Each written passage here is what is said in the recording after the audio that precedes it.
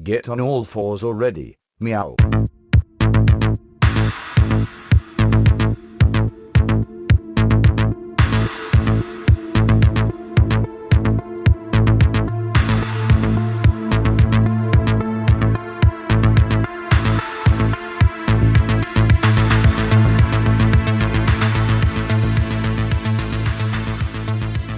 Welcome to episode 126 of Chet and John's Reassuringly Finite Gaming Playlist. My name's John Denton. With me, as always, Chet Roivas.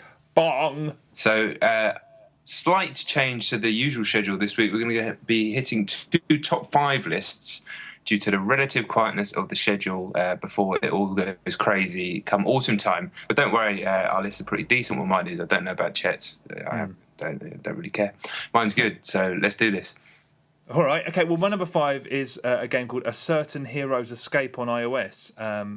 A Certain Hero's Escape. It was a listener recommendation. This is really lame. Basically, my number 1 was supposed to be FIFA 15 because I got invited to the closed beta, but the code arrived. It literally arrived in my inbox 14 minutes ago, and people have been going apeshit on the internet. Although I don't know why I expected something like that to have sort of happened in a convenient time frame. I don't know why they aren't deliberately more vague about the dates. Because people just kick off regardless, even though they never set a specific time. But anyway, to fill the blank, I played this, and I'll talk more about it next week. But it's got a really stellar reputation. When I Googled it earlier in the week, there were loads of pages that were just pleading with its creator to localise it. I think it's Taiwanese originally. It might be Japanese, I'm not sure. But for a small iOS game to have got the word of mouth enough to get that kind of a following, quite something. Anyway, it's a sort of very, very sort of SNES... it looks like a SNES game. It's a sort of JRPG-styled room escape game. Oh, that's not really a genre. I mean, basically, the conceit is that it's top-down, and you have to escape from this town before the king realises that you're gone. So you walk around this room. I've only done the first room, tapping on things to open them or enlarge them, and solve puzzles to unlock things that like keys, etc., etc. Virtue's Last Reward. Kind of, but it's very, very basic. I mean, it looks like maybe even a NES game. Oh, okay. Very primitive sort of pixel style, top down, but it's a sound idea. It works great so far on iPhone, but I'll talk more about it next week. I've literally played it for about 10 minutes, if that. Okay, and you have FIFA next week as well? It's downloading as we speak. Laughing. Okay, my number 5 is another game that kind of owes a debt to EA Sports. It's a game called The Golf Club on Xbox One. Oh, yeah. I was asked to review this. Obviously, I wouldn't have played this off my own Steam. I don't know why this game exists, basically. It's a downloadable golf game for Xbox One and PC, and it's coming to PS4, but not, I don't know, maybe in a week or so. I don't know what the delay is there. It costs nearly 30 quid. 30? Like 28 quid or 30. Oh, wow. So it's like £28 or something, $35, which is, I don't really see how the exchange rate works there. Anyway, and it's just so utterly mediocre. It looks awful. It looks like genuinely, I'm not just trying to say this to over-exaggerate, it looks like it could be an original Xbox game. That's how bad it looks. It's like got crinkle-cut graphics, and the screenshots make it look real, but the resolution is so low. And you know, in the golf game, when you hit your shot and it cuts to like a high shot or a sort of long shot, standard golf game stuff. Here it draws it, like the trees and like the lakes and shit are getting drawn in from like as the camera goes off in real time. Just piss poor, really. It would be an absolute horror show if it wasn't for the fact the game itself is like reasonably playable. It's got the Tiger Woods right stick swing thing, so it's not the everybody's golf style, it's the more modern style, although that's like nearly 15 years old itself. And it basically takes no skill whatsoever. There's no like button mashing to get your power up, there's no aftertouch. You just hold back to get 100% and hit forward to get 100%. It chooses the club for you. You pretty much can't fuck it up. By the time you get to the green, though, weirdly it's slightly more complicated than Tiger Woods. There's no like meters or anything like that. All you get is a basic grid of the green, like the layout of the green, and then you can actually pull your putter all the way back and whack it. So you have to kind of get a feel for how hard you hit it. That's actually reasonably nice. The rest of it's so easy that literally my 3-year-old was playing it and getting the ball in the hole. That's how easy this game is. He doesn't even know how to use a controller, and he was able to do it. So, the skill ceiling is just zero, basically. But it's still kind of fun just to hit it. It's got a weird commentator. It's a Canadian game, and it's just clearly a Canadian bloke that's just commentating. But he's not commentating as if it's on TV. He's commentating as if he was talking to you, like he was your coach. Just crap, basically. There's nothing good about that. Well, what kind of thing does he say to you? It's just like, it'll go like, oh, if you miss the part, miss a part. Oh, unlucky. Try again next time. And yeah, just a lot of that. But sort of like he's on TV as well. I don't know. Very strange idea. Yeah. And then probably the only interesting thing about the game is that it has a complete course editor, which is completely bizarrely called the Greg Norman course editor. Now, I don't know a huge amount about golf, but I know that name. Why that is a license, why they don't use more of that license. He doesn't appear in any part of the game. He has nothing to do with the course editor. It's just he lends his name to it.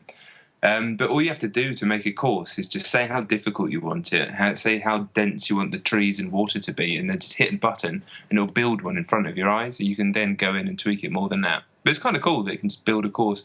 Then you can upload that course and download other people's courses. So it kind of has an infinite amount of courses, but they're kind of, the game's just so pointless that it doesn't really matter. I don't know why it exists. It looks like a fucking arse, and it's 30 quid. You just wouldn't buy it. There's blatantly... Did you just accidentally plug your Xbox One in with a SCART or something? No, it's HDMI'd up. What? I think I saw a screenshot of this in the week, and it looked pretty. Oh yeah, the screenshots look nice, but it doesn't look nice in real life. And the frame rate's like all screen teary, and it goes to single digits and stuff. Yeah, nice. Yeah. Why? Yeah. The team that make it have been making their career. They've been around since 2000, but all they've been doing is like EA Sports games, but the previous gen version. So like the PS2 version of FIFA, like the PSP version of Tiger Woods. Yeah. And then this is one of their first games where they branched out on their own to do a non-EA Sports thing. It's not very good. It really isn't very good at all. This is out now, isn't it? Yeah, I cannot imagine anybody buying it. Okay. Well, I'll pick it up and we can have a game. Yeah, 30 quid, lay it down. All right. I'm not going to do that. But yeah, okay, all right, that sounds good. I suppose you can't talk about what you. I suppose you can't talk about what you gave it. No, I can't. But if you imagine a score that's quite middling and mediocre, around that. sort of halfway something like that. Yeah, but you don't know what the scoring system is, so it's fine. Okay. All right. Okay. Well, my number 4, I'm sure it's on. I suspect it's on your list. Is PT. Yeah, technically it's my 3, but they're interchangeable, so I'll make it my 4. So talking about it. All right. Well, I spoke about it last week, so. Okay. So I was very interested by what you said last week. You did a really good job of not explaining anything about the game. That sounded rude. I meant you genuinely did a good job of not giving away what the game was, but making it sound very intriguing. And obviously, as a huge old school Silent Hill fan, I was very excited. So I downloaded and popped it on Friday night. I got back from Gamescom Thursday afternoon, and basically just did the podcast with you and just collapsed in a heap afterwards. And then on Friday, I was still, when you go on something like that, it takes a few days. So I was still kind of feeling shitty, you pick up bugs or stuff. Just feeling crap, basically, all tired, achy, not good. And stuck this on, and it made me, honestly, it got to me in a way that I don't think anything has. I waited till night time, and I put the headphones in and turned the lights off. And within seconds, I was in trouble. And then as it got on, it really started to get into my bones how unpleasant it was and is. I played it for about, I'd say, 90 minutes, maybe pushing towards 2 hours. Probably at least half of that time was with the game on pause and me just sitting there thinking about not wanting to go back in. Yeah. I guess we can kind of very basically explain what it is. Yeah. Now. It's basically a corridor in a house where it moves forward and then to the right, and then it just continually loops when you go through the door at the far end. But every single time you go back through it, something different happens. And the basic setup seems to be the first time you walk through it, you hear there's a radio playing, and you sort of hear a broadcast about this guy who's killed his family. But I mean, it's just unbelievably well constructed piece of psychological horror that I mean, it genuinely got inside my bones in a way that nothing really has since the original Silent Hill games, particularly 2. But this is stronger. Like, it's definitely stronger. There are moments where it, and I haven't done the whole thing because I couldn't face going back to it. I will do. But I hear it gets so obtuse towards the end that you kind of have to consult a guide or just get lucky or something like that. But I didn't have that. I didn't get to those points. But there are a couple of times where it does a bit of monster closet stuff, and like sort of jump scary things. And I think I found that kind of the least effective stuff, although it did get me. But it's just, I mean, the stuff that happens with the radio, just the sound design, the visual design. It looks, like you said, almost real, and it just. I can't describe. I mean, it got to my bones. We played Titanfall later, which I'm not going to talk about this week, and I felt really like off the whole game for an hour or so that we played Titanfall. I felt ill. I had sweat on, and when I went to bed that night, it's not like it kept me awake with nightmares, but it's all I could think about was this corridor, and not nice at all. I can't imagine playing a whole game of that level of stress. Yeah, I mean, unpleasant is the word, because it is relentlessly unpleasant and truly menacing. But I played it again. So I brought my PS4 around to a friend's house because he was curious, and he's got a fantastic home cinema setup. And needless to say, that brought out the very best in it. Because I know. Yeah, I know the setup. I can't imagine. Yeah. If more so than anything, it revealed the full extent of how brilliant the sound design was, because there's stuff going on in the background that I didn't hear when I played it on a normal TV. But yeah, it is a tremendous thing. Although, really, truly, I was not messing around when I said that I just wanted to turn it off. Yeah. If the final game can harness some of that, it might be some kind of classic. Although, if ever a game is going to come out and kill someone via some kind of coronary episode, it's this, because you are on the edge of your seat. Absolutely. There's been there's been a lot written about this in the last week. Some of it kind of misguided, and I have to say a little bit pointless. But somebody on my I can't remember whether it was someone I follow or somebody. Who had been retweeted, but I saw a comment on Twitter that said, PT is amazing, but the final 3 hours really let it down for me. And I'm like, what? 3 hours? Like, you can't put a demo under that kind of scrutiny. I mean, I know the thing is, other people were complaining that the puzzles aren't brilliant, and they're not really, because they made it so that they hoped that nobody would solve it. Until like a week had passed. But I mean, whenever anybody hides something in a game in the hopes that no one will find it, they find it before it's even out. That's always the way it works. But yeah, some of the sort of more negative stuff that I've read about PT is just kind of strange, because it's being judged almost like you've just laid down 40 quid for it and paid for the finished game. But it's tremendous, and even going through it a second time, I obviously saw things I hadn't seen, and some of the stuff I had seen really still unsettled me as much as it did initially. So yeah. Did it affect our friend as well? Joe? No, it didn't. No, not at all. He was amazed. He couldn't. But when I told him that they've apparently downscaled the visuals to try and hide its origins as a game made on the Fox engine, he didn't believe me, because he thought it looked like one of the best things he'd ever seen, and it does. I mean, it looks real. It looks like you're walking through a corridor, and that's part of the reason it's so unpleasant. But PT, it's a hell of a thing. Yeah, it really is. And I mean, I've talked a few times on this podcast and generally about what the old Silent Hills did and why they were so effective, and I don't think I've ever really been able to quite verbalise it skillfully enough. But playing that nails what the old Silent Hills did. The kind of relentless sense of dread and how unsettling and disquieting it is, and it's not about horrible monsters or nurses with tweaky heads like the later ones have become in the films, which have just missed the point completely. They're just this. It's just horrifyingly unsettling. Really nightmarish in the true sense, like a real the kind of nightmare you have when you're unwell. Yeah. The first 3 Silent Hill games all did that to me, but this I think was harder. It was I don't know if it's just because I'm older and I don't have the stomach for that sort of stuff that I did when maybe I was yeah, I think I played the first Silent Hill was like 18, 19, something like that. Maybe it's that as well, but the combination of the time that I played it and how genuinely unsettling it is. I'd imagine if you just played it with the lights on and played it a lot, you'd start to see the cracks, and it wouldn't affect you as much. But then again, why would you do that? Why would you do that exactly? Well, it's very encouraging anyway. I just hope, the new Silent Hill is probably going to come out and be a feckin' shooter or something.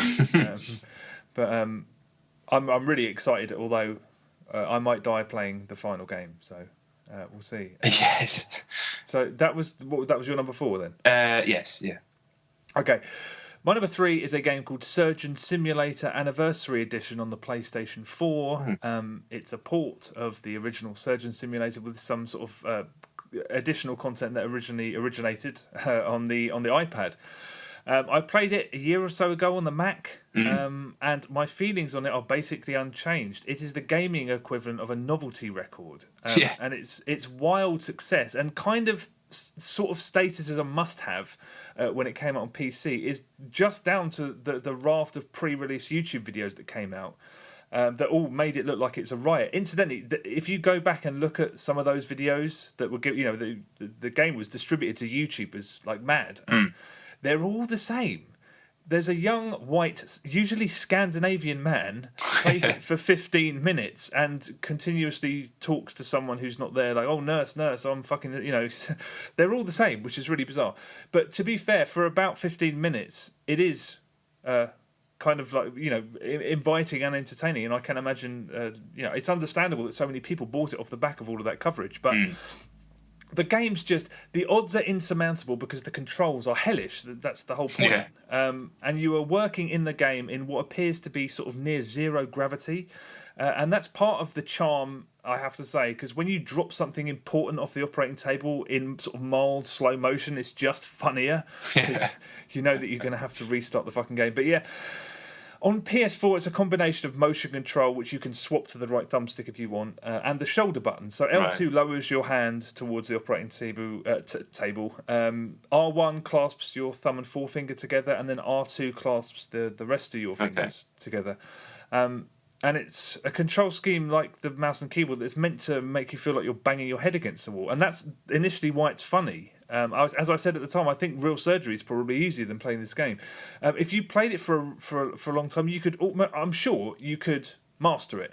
But why would you want to spend an untold amount of hours mastering those controls? Especially if you master it, you kill the comedy element, and that's one of the only reasons that it exists in the first place. It's a strange one. As a port, it's technically inept as well. And again, some of those glitches that you see, I suppose maybe that's part of the charm of it. There's really persistent audio clipping. The frame rate drops pretty much non-stop. And I experienced 3 hard crashes, which I'd never seen on PS4 before. An error code came up and I had to report it and everything. I've never seen that on the PS4 game at all. But yeah, it's a game that you're supposed to play drunk for as short a time as possible with an audience, ideally. But even then, I can only imagine it entertaining for about 15 minutes, if that.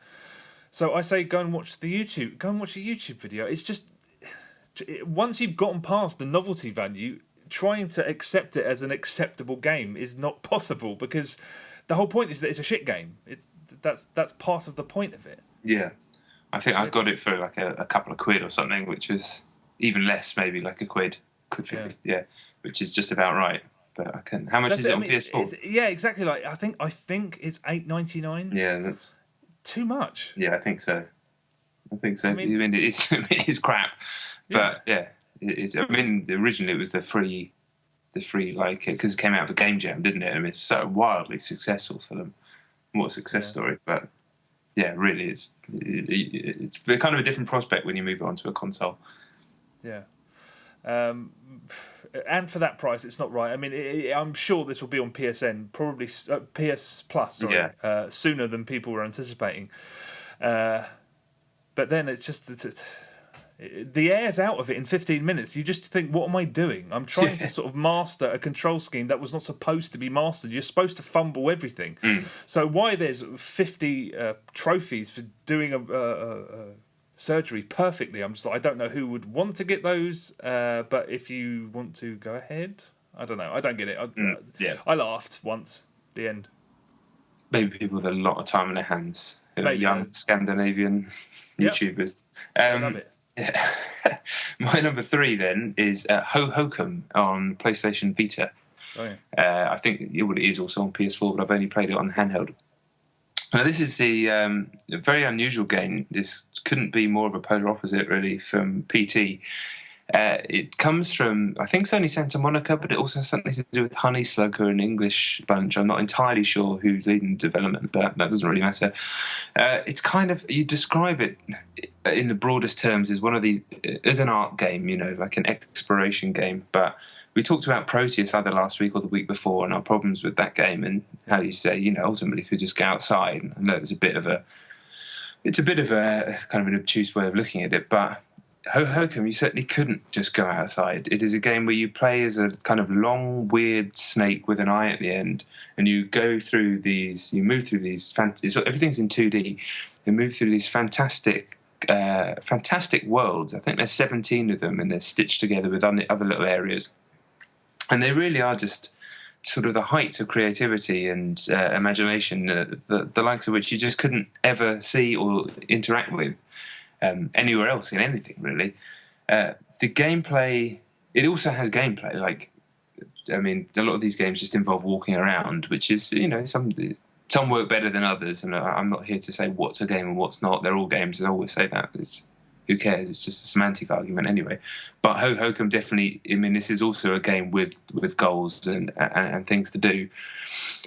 In every single world, there is another little snake thing to unlock, basically, and you have to carry out a task. You don't know what the task is when you go into the world. You kind of have to figure it out just by being there. One example is just a fantastically imaginative world. You go into this place, and it's this kind of world. It kind of looks like a cake, a multi-tiered cake, but it looks like platforms as well. And then there's little characters on there, and you realise that they're having a wedding. So you find the groom and take him up to the top of the cake, and then he stands next to his wife, and then you find a load of waiters at the bottom, and then you realise that the water below is actually wine. So you scoop them all through the wine, then you have to fill up everybody's glass. Just brilliant stuff, really.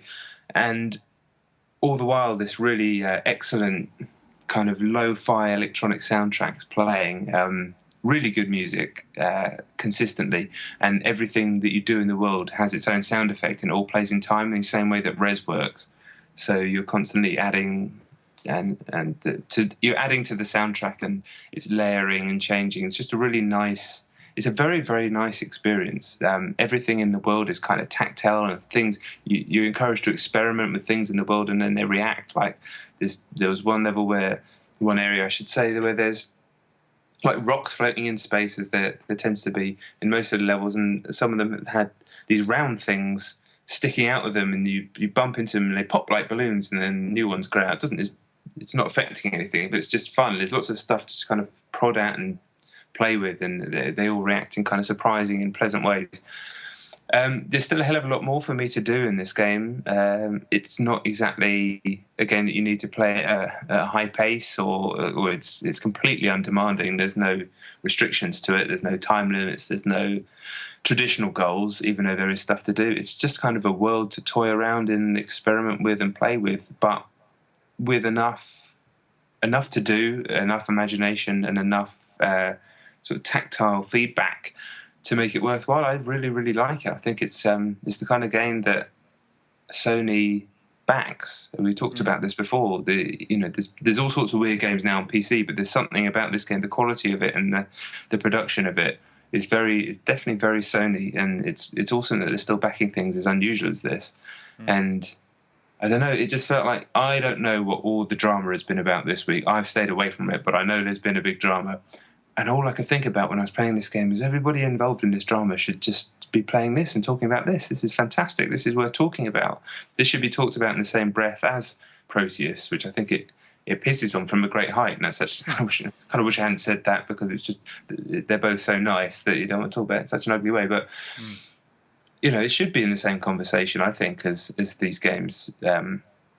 the Gone Homes and things, that's slightly different. But it seems to be, from my perception anyway, sort of nobody's really noticed that it exists, and it's almost definitely one of the best of those types of games, I think, already from the amount that I played with it.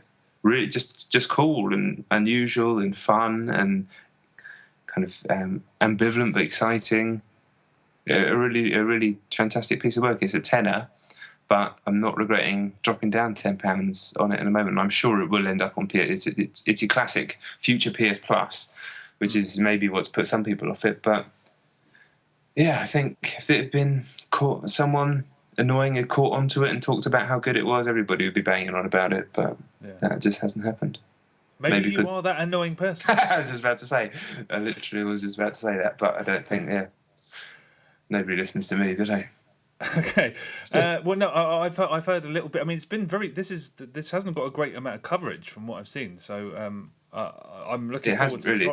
No, is it cross-buy? Yeah, it is. Yeah. And across all three, or just PS4? No, I think it's just PS4 and Vita with cross save as well. Saves, and I think it also uploads the cross save, so you can literally pull it down on your PS4, keep playing, and then go back to your Vita and keep playing from there. Right. But yeah, just a lovely piece of work. I've been hearing from the right people for a long time. This name kept appearing. I had no idea really what it was, but I always kept my ear out for it. 'Cause, the right people had been talking about it for a long time, like the right developers more than anybody else. Yeah. And yeah, they were right. Did you play it primarily on the Vita? 100%. Haven't played it on PS4 at all yet. Okay. All right. Well, I'm going to. This it's is lovely. It's really good. I mean, it sounds really terrific as well. Yeah. It's just it's kind of like Flower meets Loco, but it's got like a kind of sense of humour of Loco Roco. It's not like it's not remotely pretentious, but it is still within that explorationary space. Yeah. Just it's very Sony, very cool, quite funny and smart, and chilled, and makes you feel nice to play. Good. Okay. Well, I think I might pick that up, but I hope it does well at least. Anyway. Yeah, me too. Okay, my number 2 is Donkey Kong Country Tropical Freeze on the Nintendo Wii U. After realising last week or the week before, whatever it was, that it really doesn't work as a co-op game, and that was a real surprise. We've started playing it. My girlfriend and I passing the pad between levels and deaths, and it's so good. I think we're around 3/4 of the way through, and boy, it's truly great. I also discovered early on-ish that it's way better when played with the D-pad. The analog sticks are just not quite right for it. I'm sure that's probably true of I think that's just true of side-on retro platformers. If you began playing them back when there was a D-pad, something about the control just feels more precise with the D-pad. I don't know. It's very challenging, but I love the fact that the balance is just perfectly right with the collectibles. Collectibles in both senses. The hidden puzzle pieces are fun to search for and discover, but the bananas, which are basically coins, as they do in a lot of games, particularly Mario games, they give you an extra life when you get to 100, but you actually want them and you actually need them too. Because I'm so used to, especially in Mario games, ignoring coins because. Thanks to the checkpointing is absurdly generous, and there's auto saving constantly. There's almost literally no point to them. But here, the first chunk of a level, the first half of a level, is like a marathon, and once you're halfway through it, dying is not an option. So getting to the halfway point of a single level is often a real battle. Yeah. So any leg up you can get, you grab it. And I really, really like the fact that it made something that's just dispersed. In platform games like it's nothing, it actually felt meaningful again. And as usual with Donkey Kong Country games, I could just play an entire game of those minecart levels. They're unreal. And in fact, some of the levels, as you've said before, are truly breathtaking. The level of ingenuity is basically peerless. You can't. It's absolutely. This is a Nintendo game. And like the last 2D Donkey Kong, I find it difficult not to just end up reaching for superlatives. And I wondered if it was a bad thing that individual sections of games are never singled out, because it's kind of down market almost that there's no games BAFTA for best level, No. and there's no Oscar for like best scene. Although there is that kind of thing like MTV Music Awards, the best. I don't know. The second minecart level in this is about 120 seconds of sheer genius, and I just, as soon as I put the pad down after that level, I just kind of wanted to go somewhere and lobby for it to win some kind of award somewhere. Because I don't know if you remember it, you're hurtling through this logging facility, and at first the world's being chopped up in front of you, and you're trying to stay on track of what's left. But then the second half of the level, you're avoiding the woods that's been created by the same process. It's probably not original. There's probably been not only several levels done that have a similar sort of system, but probably several minecart levels in several different games, whatever. But it was unbelievably good, so perfectly designed and so ingenious and it was only 120 seconds long, and then it's on to the next thing. Classic. I mean, this game is just absolutely tremendous so far. Have you got to the incredible underwater level yet? What happens in it? All I say is a giant squid. I don't think I've seen a giant squid. No. Okay. It's amazing. Okay, I mean, but to be honest, I've lost track of the number of amazing. I think it's on the 4th world. How many worlds are there? 5 worlds. Is that it? I thought there was 8 or something. So I think we might be on the fourth set, but you'll know this level because it's just unbelievable. It's so good. Okay. Well, I couldn't believe how good that minecart level was, amongst a couple of others as well. There's one where you're being the whole thing takes place when you're being propelled by gusts of wind, and it's just like ridiculously clever. I mean, just so clever and so enjoyable. I mean, this is a hell of a game, and not enough people have played it or will play it, which is a terrible, terrible shame. I hope they port it to 3DS just so that more people can get some time with it. Yeah, I need to get to the end of it, but I've been playing another game which I'll talk about in a bit on that console. All right. Okay, my number 2 is a game called WWE Super Card on my phone. It's on iOS and Android. A thoroughly daft game, but one that I've been playing far too much of. I heard that the 2K had released a WWE themed card game, and I thought, wrestling, Hearthstone, I'm definitely going to download that for free. That sounds like fun. What it actually is kind of more like a Top Trumps type deal, but with a card collecting aspect to it. Basically, you have a deck of 5 cards, and they have 4 stats on them. So they've got like power, charisma, speed, and strength. I can't remember the last one. Doesn't matter. Technique, that's what it is. And you're playing real people, but I think you're playing like an instanced version of a real person, if that makes sense. So it's just pulling people's decks in, but you're not playing them in real time. I think you're playing an AI. Because otherwise the matchmaking is too smooth. But anyway, it'll give you basically 3. You've got your deck, you don't know what their deck is, and it gives you. It'll flash up on the screen. Okay, singles match charisma. So you think, okay, who's my best card with the highest charisma? Tab. And their one comes out down the ramp, and then whoever's got the highest wins. Best of 3. If you win 2 out of 3, you win the match. Go to another screen. There's a bunch of card backs. Pick 2. If you win, you've got 2 more cards in your deck. Oh, sweet! I got a rare John Cena. He's going in my team. I got a fucking bullshit Hulk Hogan that I don't want. He's not in my team. There's other stuff that you can do. You can use your bullshit cards that you don't want to train other ones and up their stats. There's things where it'll ask you to do tag matches, and each card has a little coloured diamond on it, and if they have the same coloured diamond, then they're a better tag team. They get a stat boost. It's nothing about it's complicated whatsoever. It just works. It's just fun. It's not sophisticated. It's not. It's certainly nothing like Hearthstone with all the all the strategy involved in it. It's dumbass really, but there's an innate enjoyability. Each match lasts about 30 seconds. I won, I think, 50 in a row or something, so that was quite enjoyable. And then when you do get one of those rare cards, like, sweet, I've got a new Roman Reigns, a purple Roman Reigns, won't mean anything to you, but it's the same as it's just like, it's got loads of like old school wrestlers as well, everything from The Rock and Stone Cold and Mankind all the way back to like Big John Studd and all the old school dudes from back in the day, Hogan, everyone. So it's got that going on. And I think even if you only had a passing interest in wrestling, the game is fun enough and dumb enough for it to be enjoyable, to kill a bit of time. It's free. I've not felt any need to pay money. Nothing's asked me for money. There are no adverts in the game. The idea is eventually you can pay to get more picks on the pick screen for the cards. So eventually I imagine people will start dropping money because they want to get to the rarer cards quicker, but I'm probably not going to do that. But that's fine. Give me hours and hours of daft fun for free, and then on the back end say maybe it would be cool if you just paid a little bit of money. No problem with that. That's a perfectly fine business model when it's not being ugly about it. So yeah, simple, dumb, but I'd be lying if I didn't enjoy it. And my kid loves it. He does the bits where you choose the cards, and I do the match bits. So he's just excited to see the wrestlers come up. Perfect. Not perfect. I mean, it's not a perfect game, but it's great fun. I've been playing it for hours.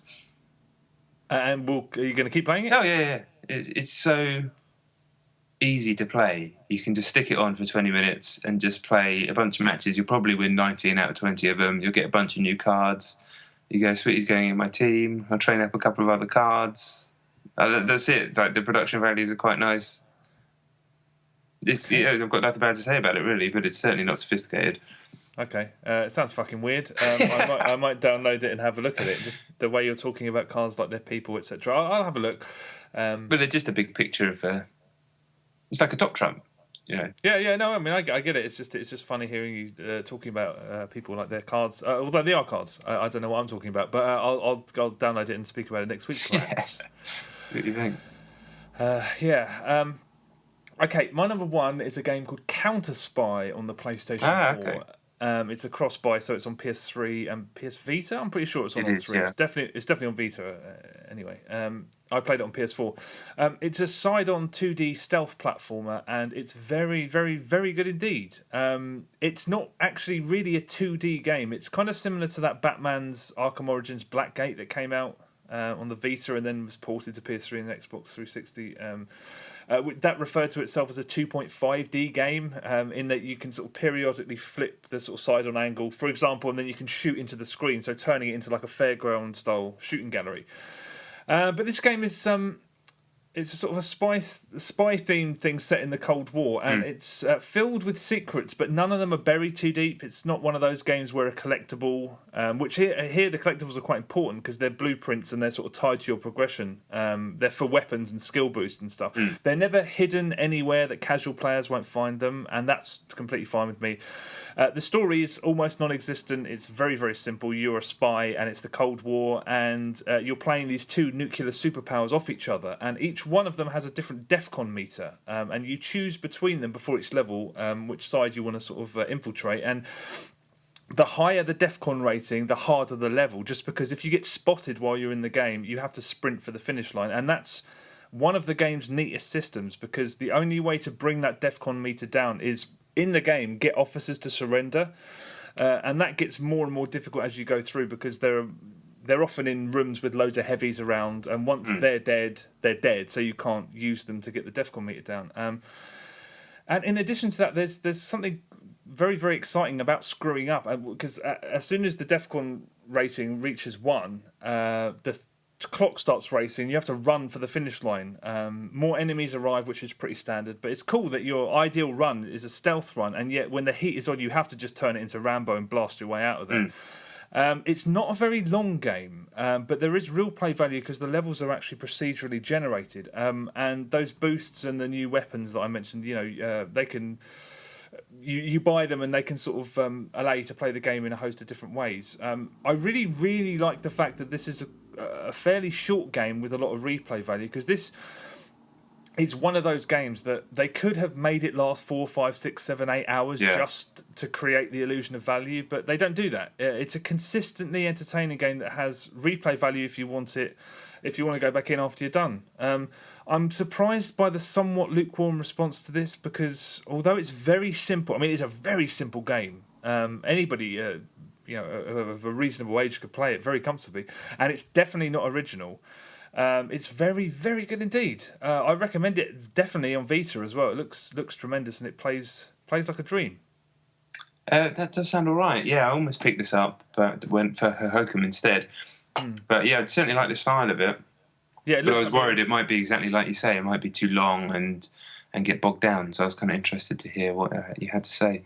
Yeah, it's the best part of 3 hours long. So when it finished, I was like, oh, that's. I think it's maybe a little bit on the short side, but it was of a consistently high quality, and there is more to it if you want to go in and sort of blast through it multiple times. I really like it. I mean, I thought it was a really solidly entertaining. So yeah, looking on seeing reviews 4, 5, 6s, I'm just like, I don't really understand how that's physically possible. I mean, it's. I think people. I think I saw a 4 or 5. I think the Polygon review was 5 out of 10. And I think I saw something around that sort of ballpark. But by and large, it's 5s and 6s and 7s. Oh, okay. I mean, seven's reasonable. I'd give it an 8. I just think I really enjoyed it. Incredibly simple, but really, really good fun. All right. Yeah, I do want to see that at some point. Yeah, it's good. It's damn good, I say. All right. Okay, then my number 1 is Super Mario 3D World on Wii U. I have now finished the main part of the game, beaten Bowser, or Fowser, as my 3-year-old calls him. I can't seem to change his mind on that one.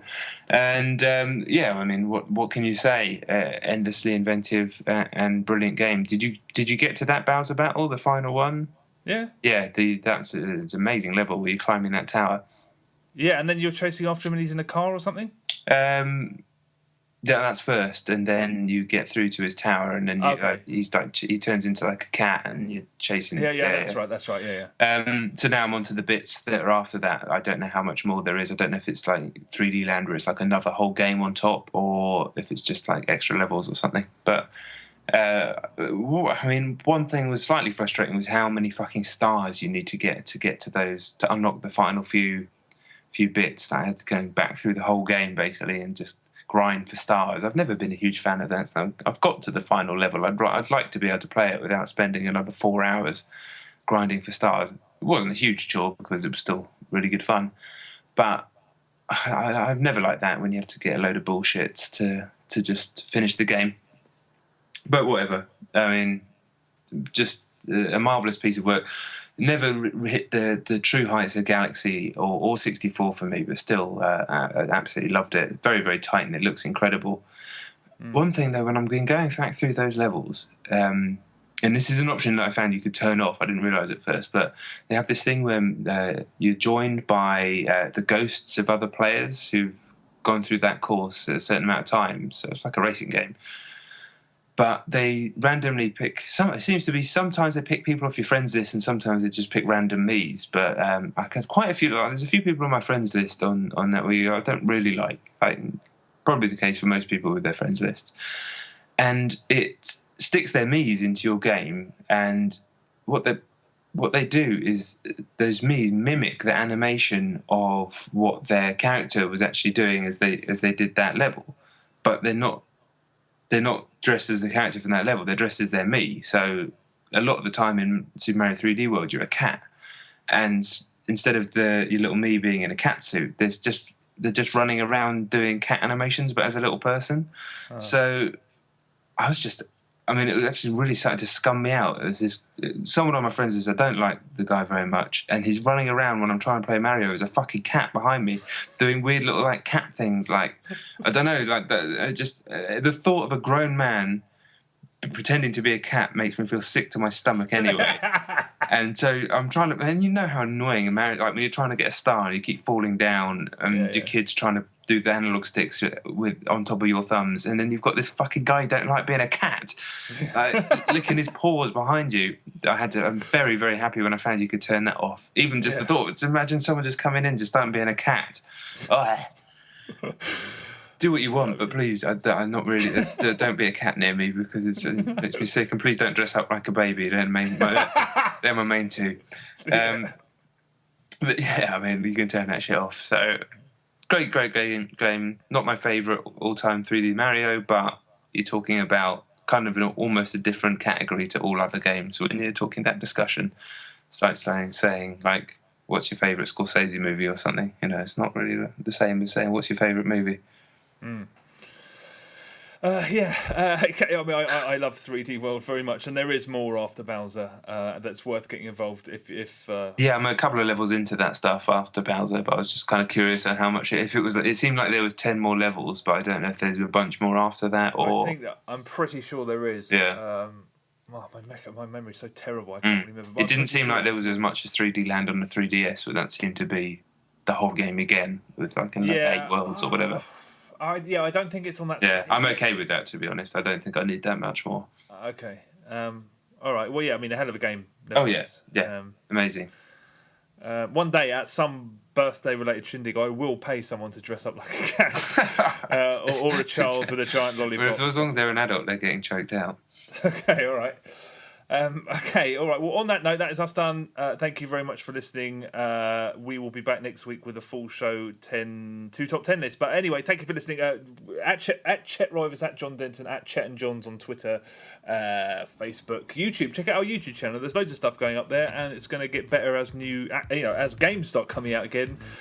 So check that out. But we'll speak to you next week, hopefully. And yeah, thanks for listening. Yeah, thanks. Big kiss. See you later. Goodbye.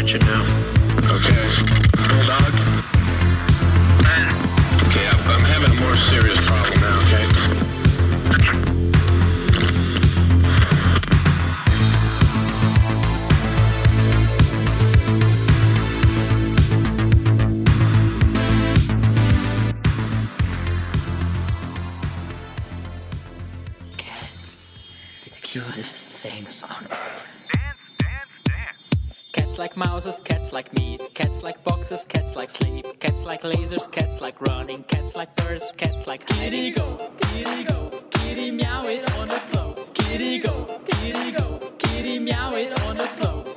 Cats like cuddling, cats like rats, cats like playing, cats like hats, cats like pianos, cats like jumping, cats like sunshine, cats like scratching. Meow, meow, meow, meow.